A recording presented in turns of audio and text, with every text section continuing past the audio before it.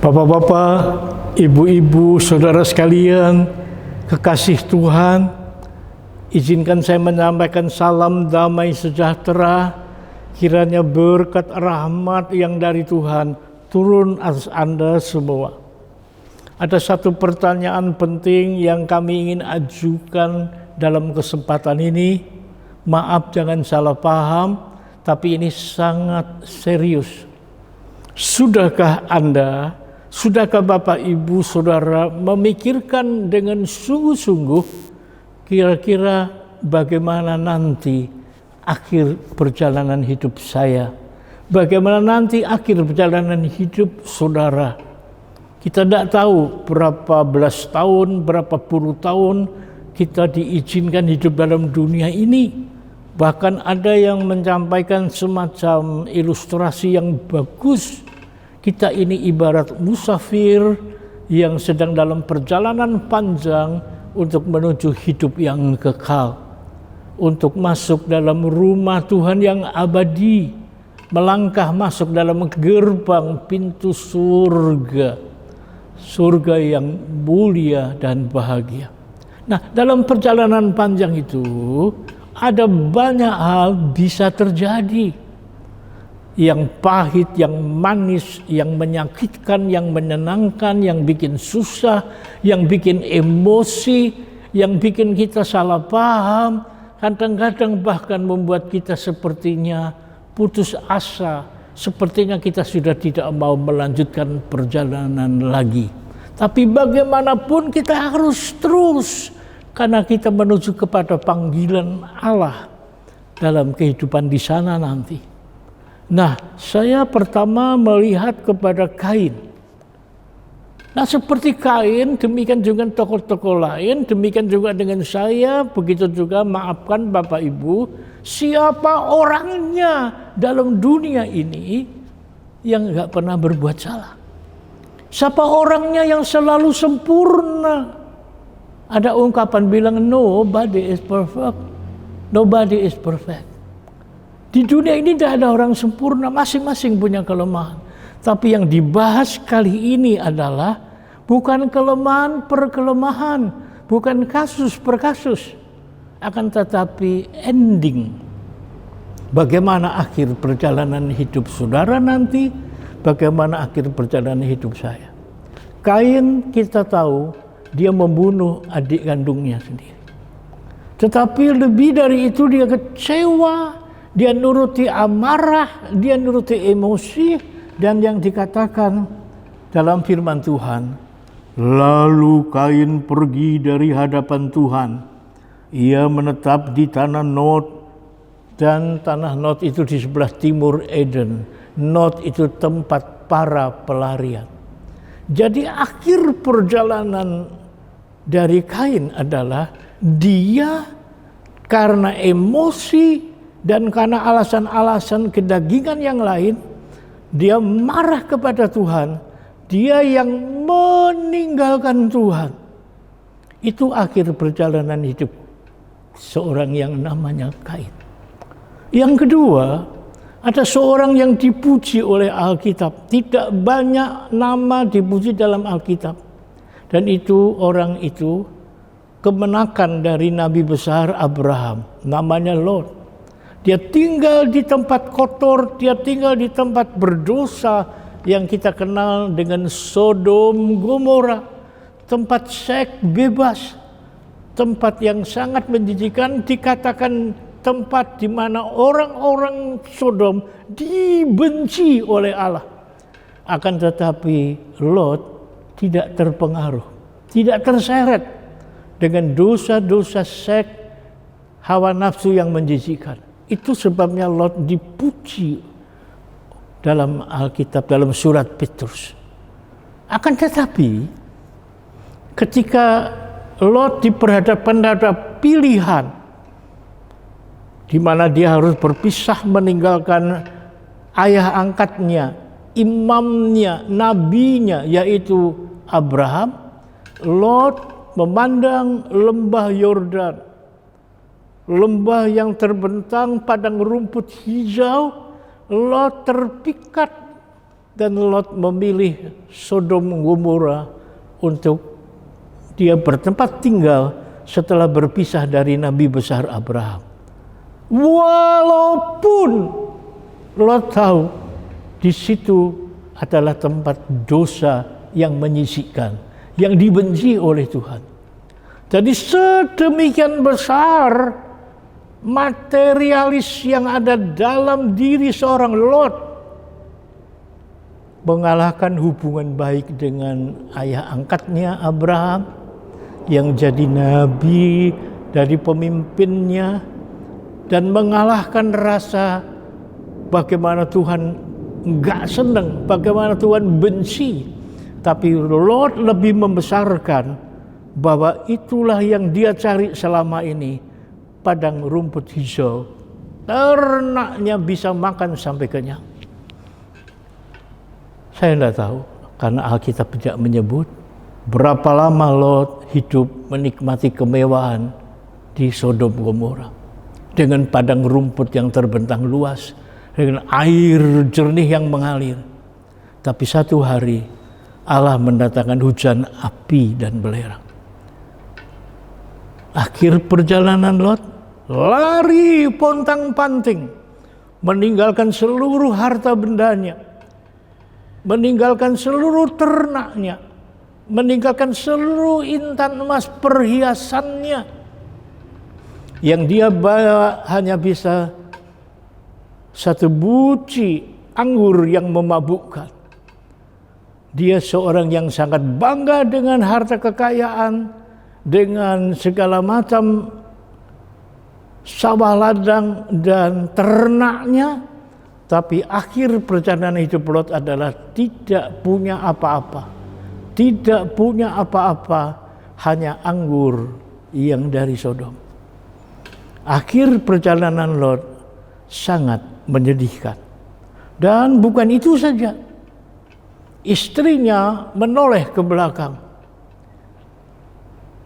Walaupun tubuhnya lari tinggalkan Sodom, tapi hati istri Lot ini tertinggal di Sodom. Sehingga satu saat dia tidak bisa menahan diri ketika malaikat Tuhan bilang, jangan menoleh ke belakang. Wanita ini menoleh ke belakang. Dan Anda tahu Alkitab mencatat dia menjadi tiang garam. Itu akhir perjalanan seorang yang mengejar kekayaan bersama suami. Akhir hidupnya adalah tiang garam. Lalu kalau kita berpindah kepada seorang yang namanya Saul. Saul ini diangkat menjadi raja. Saul ini diberi kemenangan, diberi sukses. Tapi ketika dia tahu bahwa dia adalah berbuat salah, dia dipecat, dia disingkirkan, dan Allah menyiapkan tokoh lain yang namanya Daud untuk menjadi pengganti. Saul tidak bisa menerima. Bagi Lot, harta benda, ternak itu yang terpenting. Begitu pula dengan istri dari Lot. Tapi bagi Saul yang terpenting adalah mahkota dan tahta. Saul tidak rela kehilangan tahta dan mahkota. Walaupun dia tahu Daud orang pilihan Tuhan. Dia mengerahkan 3.000 prajurit pilihan untuk membunuh Daud. Karena kalau Daud mati, anakku, kata Saul, Yonatan akan jadi raja. Jadi demi untuk supaya melestarikan mahkota dan tahta, Saul tidak peduli sekalipun itu menentang akan kehendak Tuhan. Dia kejar-kejar Daud dari satu bukit ke bukit lain, dari satu hutan ke hutan lain, dari satu gunung ke gunung lain dengan 3.000 prajurit. Dan pada akhirnya Saul kehilangan segala-galanya. Lehernya, maafkan saya, harus dipancung. Kepalanya ditancapkan di kuil orang Filistin, tubuhnya harus dibawa lari dan dibakar jadi abu. Sayang, seandainya itu jeritan hati saya, itu pola pikir saya. Seandainya Saul menyerah kepada ketentuan Tuhan. Dia cuma kehilangan dua, kehilangan mahkota dan tahta. Cuma itu saja. Daud sangat baik hubungannya dengan Yonatan maupun hormatnya pada Saul. Saul tinggal berkata, anakku Daud, aku tahu bahwa engkaulah pilihan Tuhan. Izinkanlah aku hidup bersama keluargaku di tempat terpencil di ujung Israel. Biarkan aku hidup dengan tentram sampai hari matiku. Silakan engkau naik tahta jadi raja. Kalau itu dilakukan Saul, aku yakin dia sekali lagi cuma kehilangan mahkota dan tahta. Tapi sayang, akhir hidupnya begitu mengenaskan. Dan kenapa Daud menangisi kematian Saul? Karena Saul adalah raja pertama dari bangsa Israel. Kemudian saya berpaling kepada seorang raja namanya Uzia. Ini Uzia ini jarang seperti 52 tahun dia berjuang dengan gigih. Bikin Israel ini kokoh kuat. Membangun menara, membangun tentara, dia membangun itu benteng-benteng, persawahan, tembok-tembok. 52 tahun bertekun. Yang saya tidak habis mengerti, setelah itu dia menjadi sombong. Dia masuk ke dalam bait Allah. Dia mengambil itu ukupan yang hanya boleh dilakukan imam-imam. Dan dengan itu Raja Uzia kehilangan segala-galanya. Tumbuh kusta di dahinya, dia diusir dan dia harus tinggal di tempat pengasingan sampai hari matinya. 52 tahun sia-sia. Jadi kalau kita bicara tentang Lot yang tidak mau kehilangan materi, harta benda, ternak, Saul tidak mau kehilangan mahkota dan tahta. Uzia ini adalah orang yang menjadi sombong dan lupa diri. Sayang. Itulah bapak-bapak, ibu-ibu, saudara yang saya berikan contoh. Kalau boleh saya memberi satu lagi contoh, yaitu tentang nabi besar yang dikagumi orang Yahudi, orang Israel setelah Nabi Musa, yaitu Nabi Elia. Dia lari selama 40 hari menuju ke Gunung Horeb. Dan di situ dia berkata, cabutlah nyawaku ya Tuhan, aku sudah tidak layak hidup. Apa artinya? Saya akhirnya menyadari Elia mencapai yang namanya titik jenuh. Elia tiba pada satu situasi kondisi. Dia kerja terus, dia melayani terus. Ibarat orang yang kehabisan stamina, orang yang kehabisan energi. Saya beri contoh sederhana, mobil yang paling bagus, mobil yang paling baru, tanpa bahan bakar, dia tidak bisa bergerak. Kita tanpa pimpinan pertolongan Roh Tuhan, tanpa Roh Kudus, tanpa Yesus menolong kita, saudara dan saya, maaf, kita bukan siapa-siapa. Oleh sebab itu ada saatnya ketika titik jenuh itu sudah makin mendekat, kita tidak boleh pelayanan apapun. Hanya duduk diam di kaki Tuhan, ibarat suatu wadah kosong. Tuhan isi aku, penuhkan aku kembali. Menghindari titik jenuh, salah satu yang penting menghadapi akhir hidup ini. Demikianlah bapak-bapak, ibu-ibu, saudara yang dikasihi Tuhan.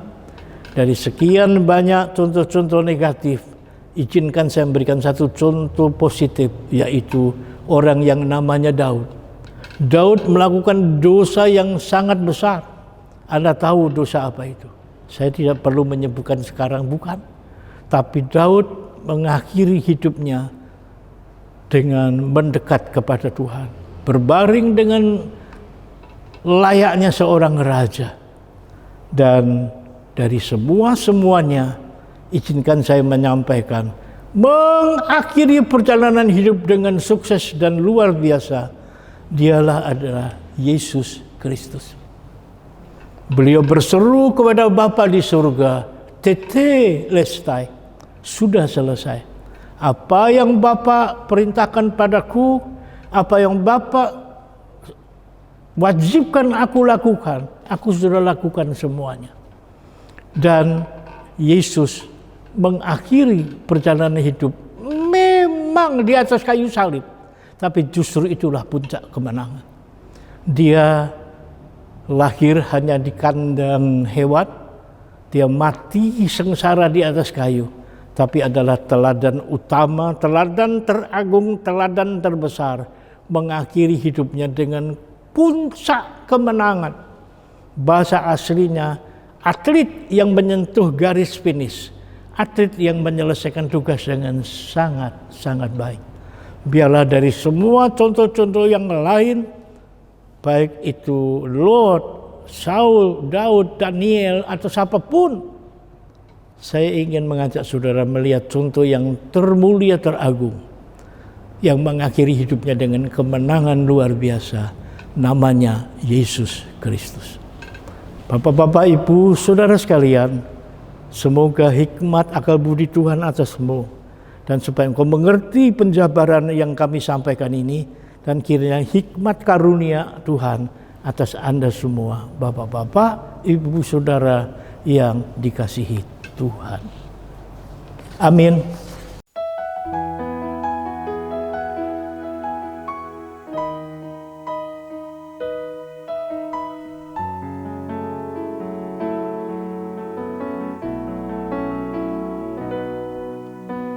Ketika ku hadapi kehidupan ini, jalan mana yang harus ku pilih? Ku tahu ku tak mampu, ku tahu ku tak sanggup, hanya Kau Tuhan tempat jawabanku. Aku pun tahu ku tak pernah sendiri, sebab Engkau Allah yang menggendongku. Tanganmu membelaiku, cintamu memuaskanku, Kau mengangkatku ke tempat yang tinggi. Janjimu seperti fajar pagi hari,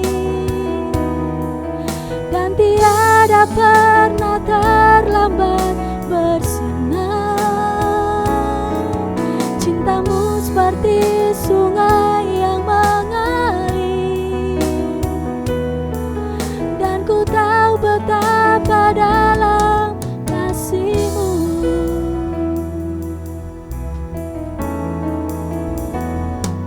Aku pun tahu ku tak pernah sendiri, sebab Engkau Allah yang menggendongku. Tanganmu membelaiku, cintamu memuaskanku, Kau mengangkatku ke tempat yang tinggi. Janjimu seperti fajar pagi hari,